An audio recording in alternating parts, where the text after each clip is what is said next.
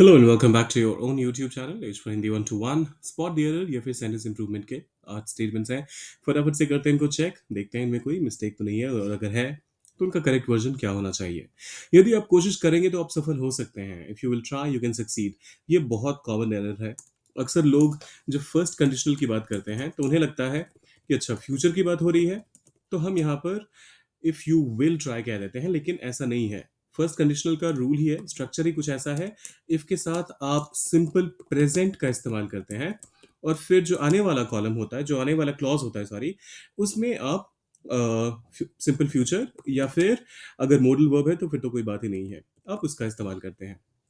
तो if you will try ये गलत है, आपको कहना पड़ेगा if you try you will sorry you can succeed. या फिर अगर यहाँ पर आप सफल हो सकते हैं के बदले ये लिखा रहता तो आप सफल होंगे, तो आप कहते हैं if you try you will succeed. तो ये था हमारा पहला स्टेटमेंट। फिर जो दूसरा आता है वो तो काफी कॉमन है, आप लोगों ने कई बार देखा भी होगा। ये इस तरह से मिलते जुलते काफी स्टेटमेंट्स हैं जो हमने कवर किए हुए हैं पास में। क्या तुमने ध्यान दिया कि वह क्या कर रही थी? Did you notice what is she saying? Sorry, कह रही थी। So did you notice what is she saying? इसमें दो एरर्स हैं। सबसे पहली चीज तो ये कि एक ही स्टेटमेंट में मल्टीपल क्वेश्चंस नहीं आ सकते, तो आपको सबसे पहले क्या करना पड़ेगा, did you notice what she is saying कहना पड़ेगा, तब जाके ये स्टेटमेंट कुछ हद तक करेक्ट हुआ। लेकिन दूसरा जो इनएक्यूरेसी है वो उससे भी ज्यादा खतरनाक है, क्योंकि आपने शुरुआत की पास्ट से, डिड यू नोटिस, आपने डू यू नोटिस का इस्तेमाल नहीं किया यहाँ पर, जिसकी वजह से कि आप आगे चलकर फिर से सिंपल का इस्तेमाल करें, सिंपल प्रेजेंट का इस्तेमाल कर लें, I am sorry present continuous का इस्तेमाल कर लें।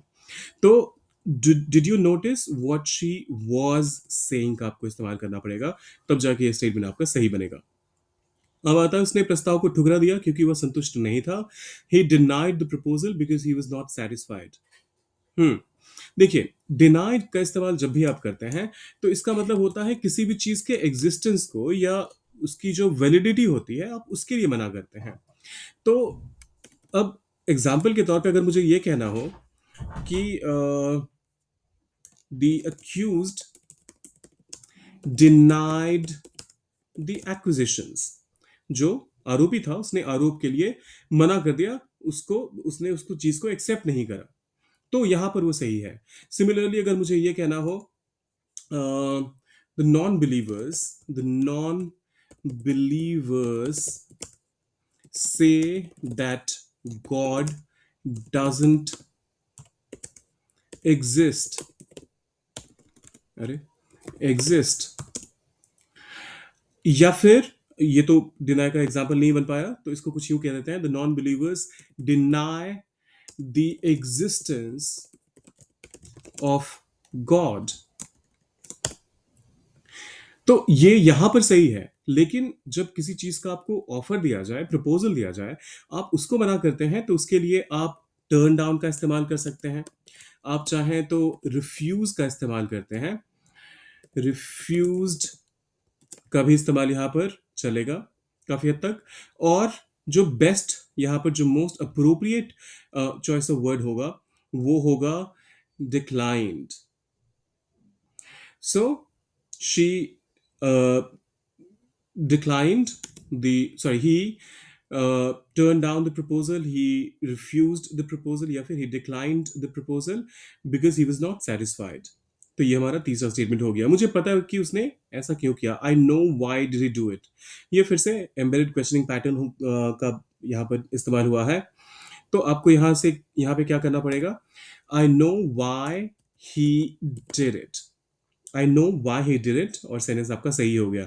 सेंटेंस हमेशा ध्यान रखिए कि ओवरऑल सेंस क्या आ रहा है। यहां पर इनडायरेक्ट क्वेश्चनिंग हो रही है, मुझे पता है, तो आपको इनफैक्ट क्वेश्चनिंग हो ही नहीं रही है, मुझे पता है, आई नो कि उसने ऐसा क्यों किया। तो आगे चल के हम इसे क्वेश्चन फॉर्म में नहीं स्ट्रक्चर कर सकते हैं, वो अलग बात है कि वाई का इस्तेमाल तो हमें करना ही पड़ेगा। शायद वो हमें माफ कर दे। अब देखिए, शायद के लिए आप मे बी का इस्तेमाल करते हैं, लेकिन मे बी जो है वो एक एडवर्ब है। अगर आपको कहना हो तो आप कुछ यूं कह सकते हैं कि I I may be right about this. जब आप ये कहते हैं तो यहां पर आपने इसे एडवर्ब के तौर पे इस्तेमाल किया। तो ये अलग स्ट्रक्चर हो गया। लेकिन जब आप ऐसा कहते हैं शायद वो मुझे माफ कर दे, तो उस केस में आपको परहैप्स का इस्तेमाल करना पड़ेगा।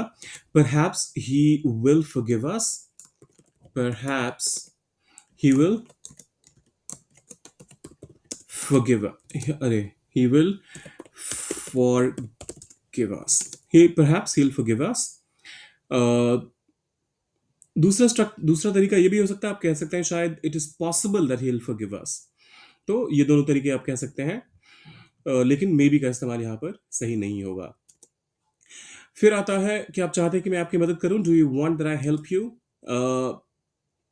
ये काफी और लग रहा है स्ट्रक्चर। जो करेक्ट स्ट्रक्चर होगा, वांट के साथ जो भी वो रिसीव करने वाला होगा हेल्प को, आप पहले उसको प्लेस करते हैं और फिर उसके बाद आप जो जो एड क्या बोलते हैं, preposition अपना टू का इस्तेमाल करते हैं और फिर वर्ब का इस्तेमाल करते हैं। तो स्ट्रक्चर को पहले पेस्ट कर लेते हैं यहाँ पर। ऑब्जेक्ट, सॉरी, वांट के बाद पहले ऑब्जेक्ट, फिर टू और फिर वर्ब। तो यहाँ पर जो करेक्ट स्ट्रक्चर होगा वो होगा do you want me to help you, question mark, do you want me to help you. तो ये हुआ हमारा करेक्ट स्ट्रक्चर। जब तक वह यह स्वीकार नहीं करता मैं संतुष्ट नहीं हो सकता। Unless he will admit it I can not be satisfied. ये काफी हद तक जो पहला हमने कवर किया था उसी पैटर्न पर है। यहाँ if he will, okay, so if he does not admit it I can not be satisfied, वो भी सही हो सकता था। लेकिन यहाँ अनलेस का इस्तेमाल हुआ है तो ये ध्यान रखिए, unless he admits it I can not be satisfied. Unless he admits it, I'm not gonna be, I cannot be satisfied। मैंने सुना है कि वे कल आएंगे। I've heard that they are coming tomorrow। इस पे थोड़ा सा रिसर्च कीजिए, देखते हैं आप में से कितने सारे लोग इसको करेक्टली आइडेंटिफाई कर पाते हैं। इसके एरर्स को डालिए उसे कमेंट बॉक्स में, आपके हिसाब से क्या करेक्ट वर्जन होगा। और हाँ, करेक्ट करते हुए आपको मेजर कुछ चेंज नहीं करना। ऐसा नहीं कि आप पूरा का पूरा इसको रीराइट कर लें और कुछ नए पैटर्न पे लिख दें, वो नहीं करना है, बस ये ध्यान रखिएगा। तो देखते हैं कितने सारे लोग सही आइडेंटिफाई कर पाते हैं इसमें एरर जो है। जाने से पहले सब्सक्राइब, लाइक और शेयर करके जाइएगा। मिलते हैं जल्दी।